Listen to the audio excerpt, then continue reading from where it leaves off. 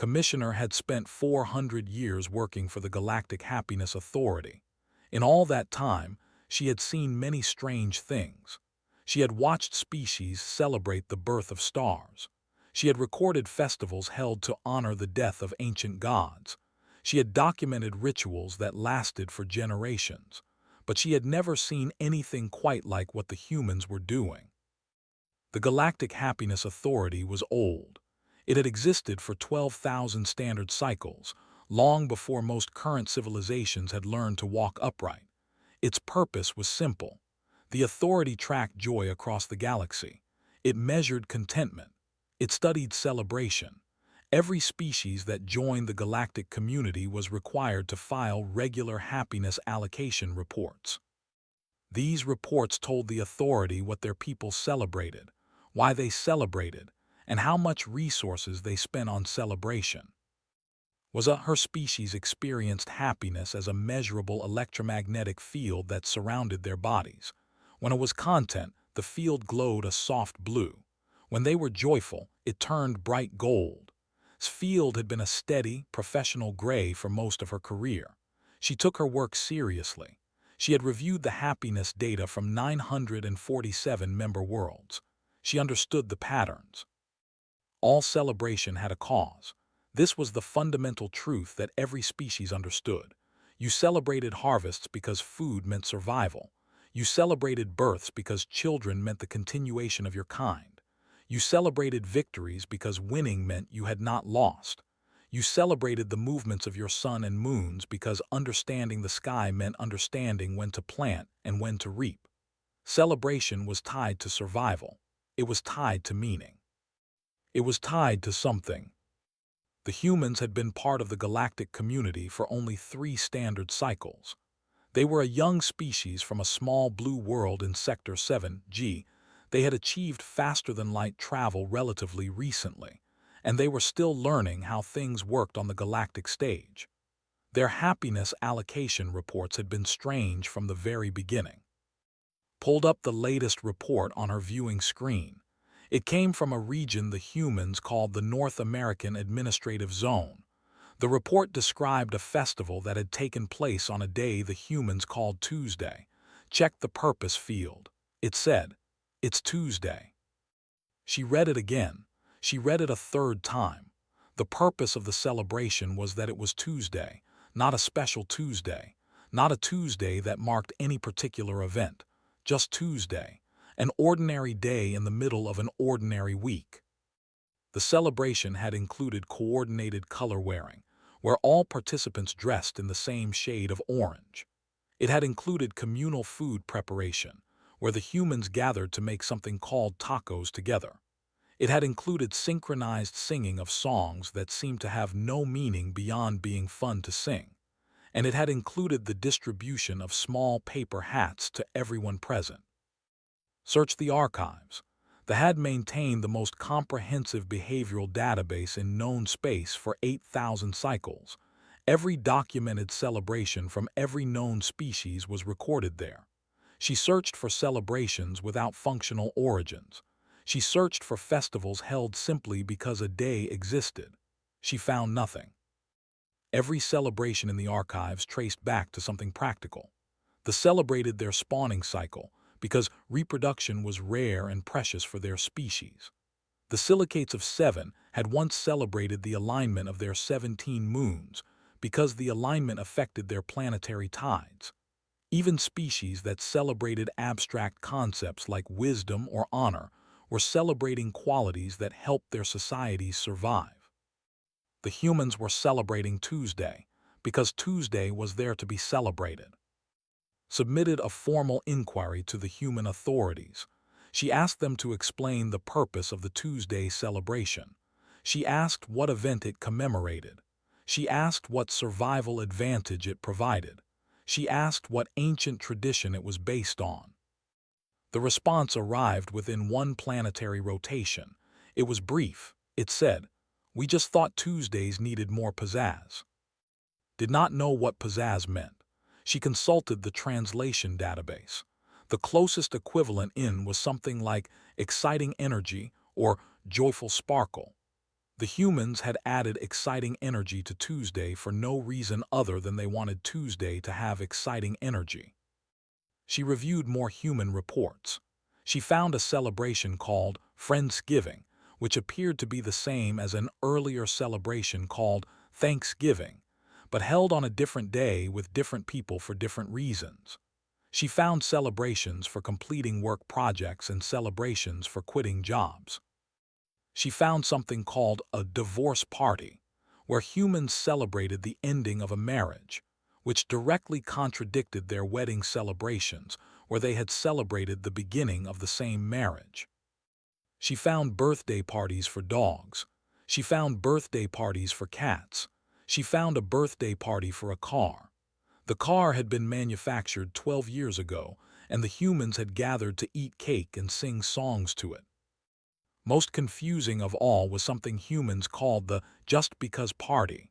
Found 347 recorded instances of just because parties in the human reports. The purpose field for every single one said the same thing, just because. Interviewed 37 hosts of these parties through the Galactic Communication Network. She asked each of them why they had held the party. Their answers were remarkably similar.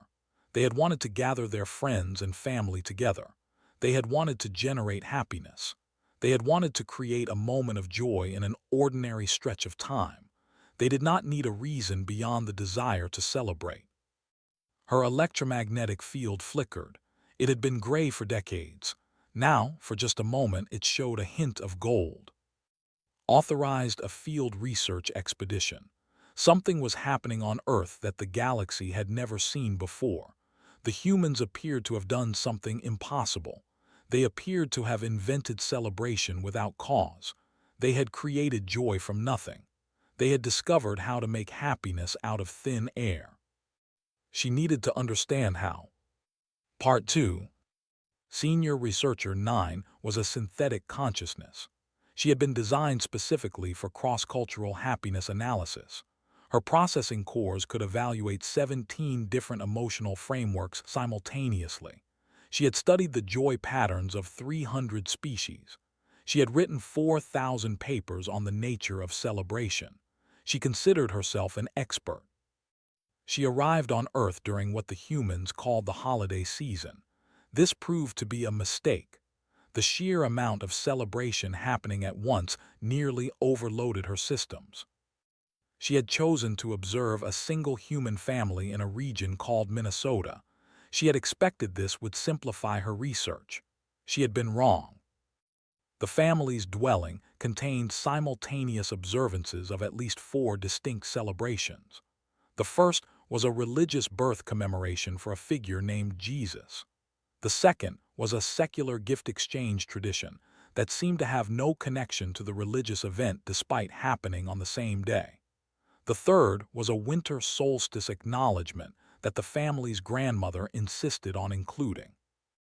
The fourth was something called an ugly sweater party, which appeared to celebrate the deliberate wearing of aesthetically displeasing garments. 9 observed the family members carefully. They moved between celebrations without pause. They sang religious songs and then immediately sang a song about a reindeer with a glowing nose. They exchanged gifts wrapped in paper that they then threw away. They ate foods that seemed to have no nutritional purpose beyond being delicious. They wore the ugly sweaters with obvious pride. She accessed the family's calendar. In 6 days, they had scheduled something called New Year's Eve, which celebrated the arbitrary human division of time into yearly cycles. This would be followed immediately by a celebration called Hair of the Dog Brunch, which appeared to celebrate recovery from the previous night's celebration. Then came something called First Snow Day of the Year, which celebrated weather conditions. Then came Wednesday Wine Night. 9 cross-referenced the calendar data. Wednesday Wine Night occurred 52 times per Earth year. Every single Wednesday, this family gathered to drink fermented grape juice and talk.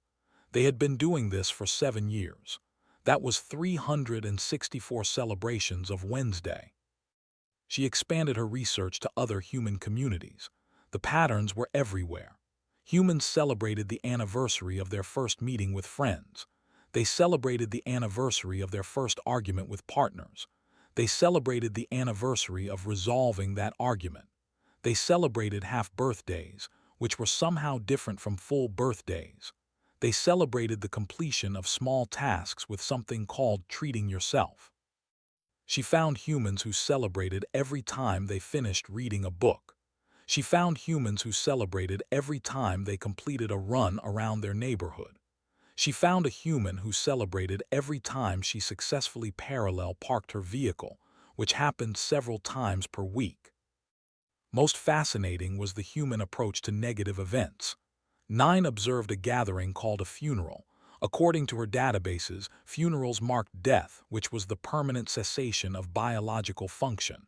This should have been an occasion for grief, not celebration.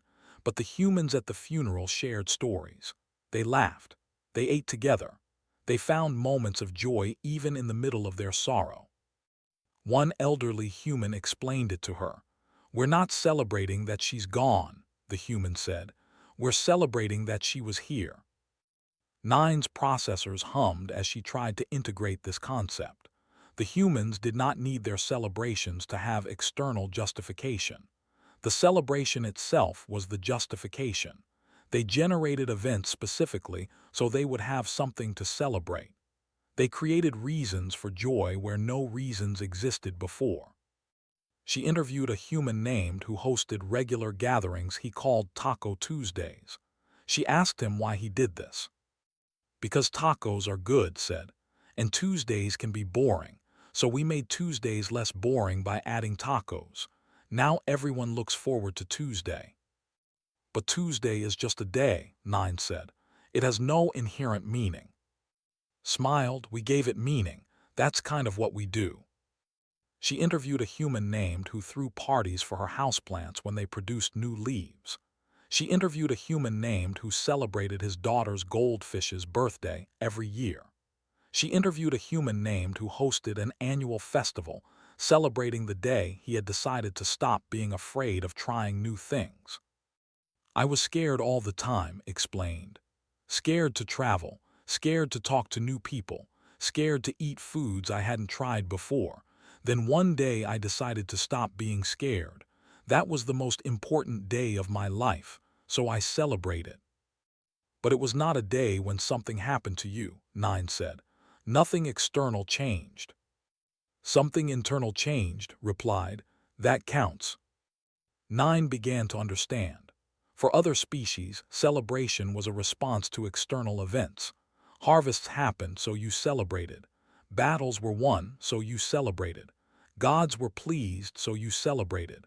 The universe gave you reasons to be happy, and you expressed that happiness through ritual and gathering. Humans had reversed this equation. They did not wait for the universe to give them reasons. They created reasons. They looked at an empty calendar and filled it with meaning. They looked at ordinary days and made them extraordinary. They generated celebration the way a star generates light. It came from within them.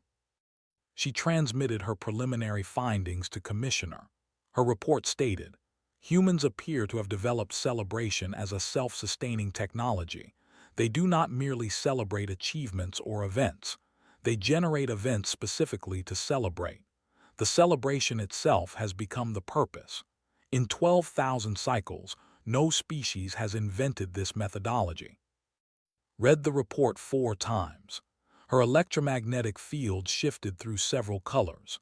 When she finished, she immediately began preparing a presentation for the High Council of the Galactic Happiness Authority. The humans had done something new. They had created a technology of joy that did not require external fuel. They had discovered how to make happiness out of the simple fact of being alive. The galaxy needed to know about this. Part 3. The formal hearing before the Galactic Happiness Authority's High Council was the largest gathering of its kind in 300 cycles. Representatives from 300 worlds filled the chamber.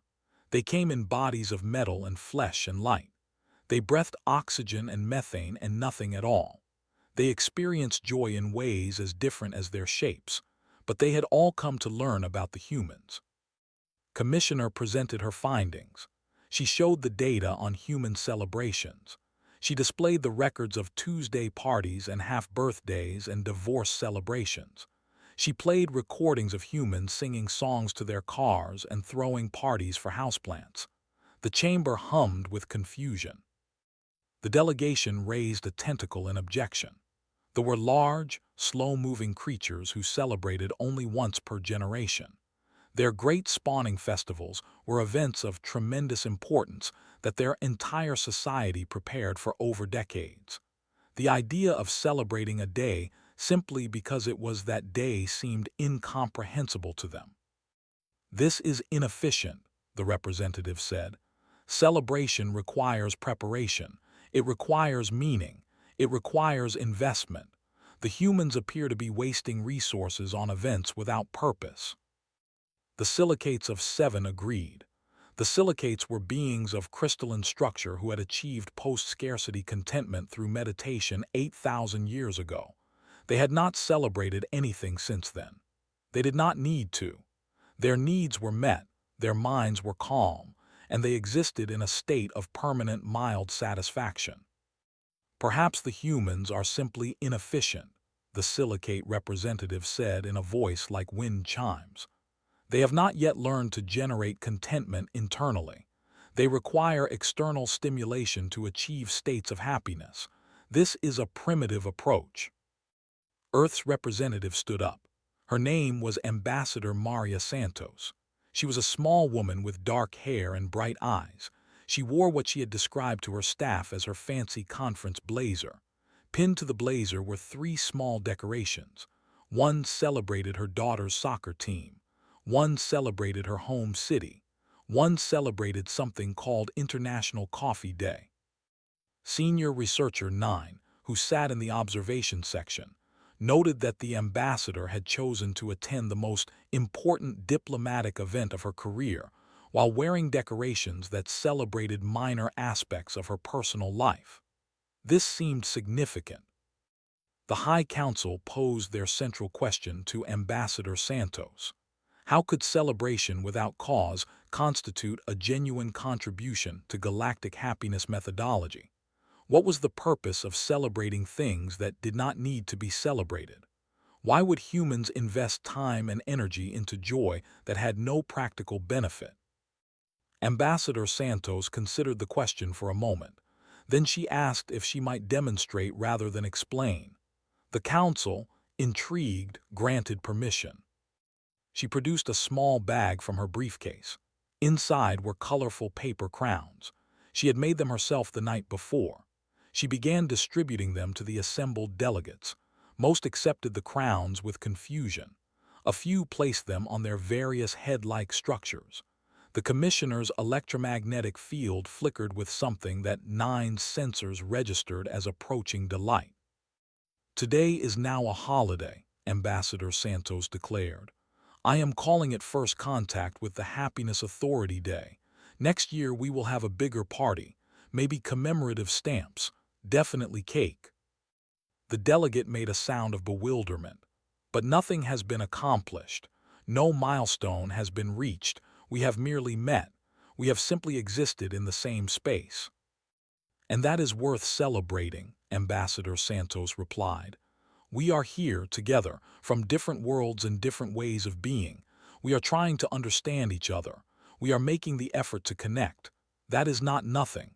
That is everything, actually." The chamber fell silent. 9 recorded the physiological indicators of the assembled delegates. 17 different species showed shifts toward what their respective databases classified as positive emotional states. The tentacles had relaxed.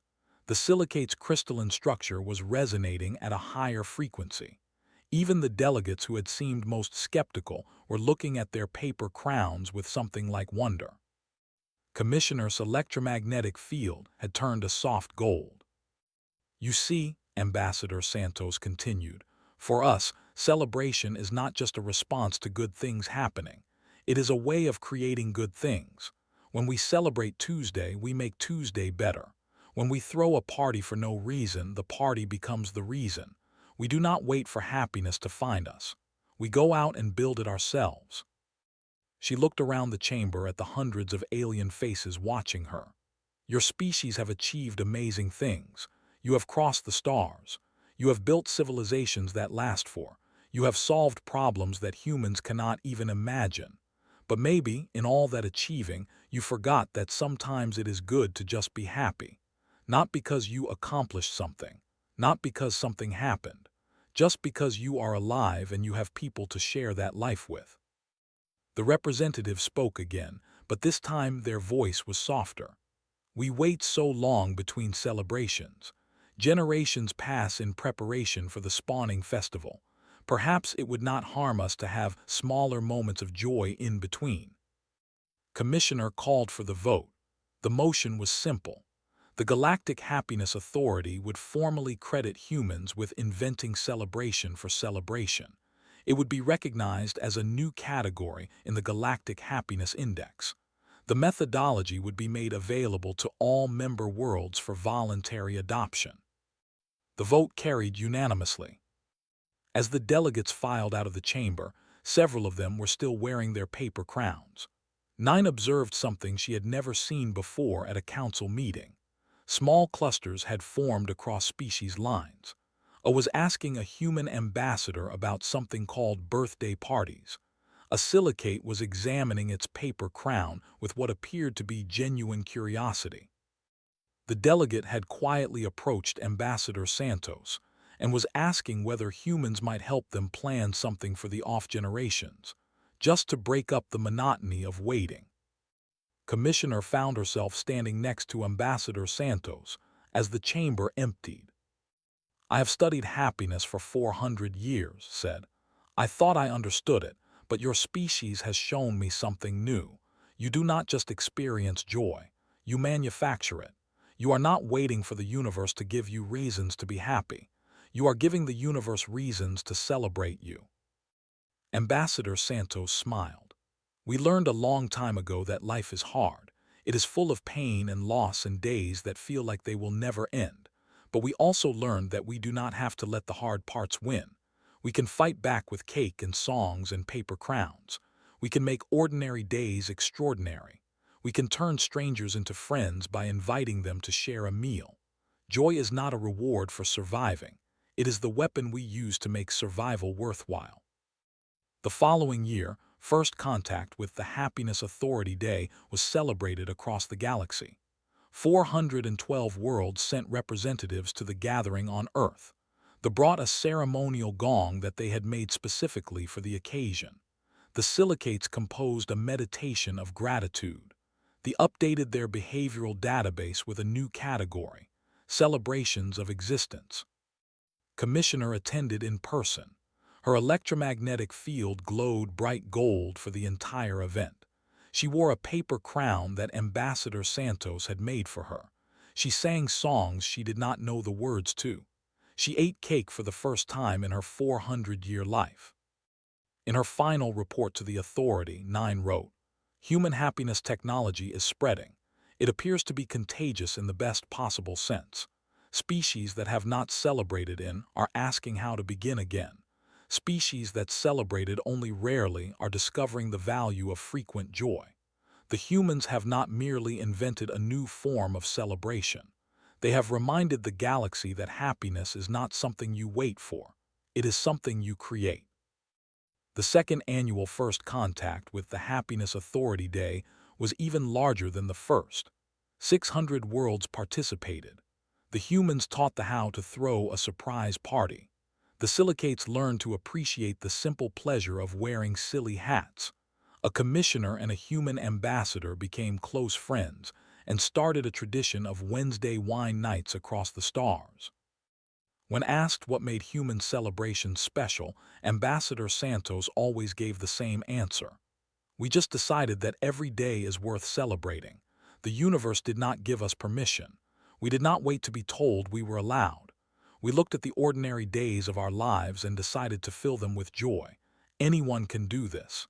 Any species. Any world. All you have to do is decide that happiness is worth creating." The humans brought cake to every galactic event after that. It became a tradition. It became a symbol. It became proof that even the simplest pleasures, shared with others, could change the galaxy. And somewhere in the vast archives of the Galactic Happiness Authority, a new entry was added to the official record. It read, "Celebration for celebration. Origin, human. Definition, the practice of generating joy without external cause.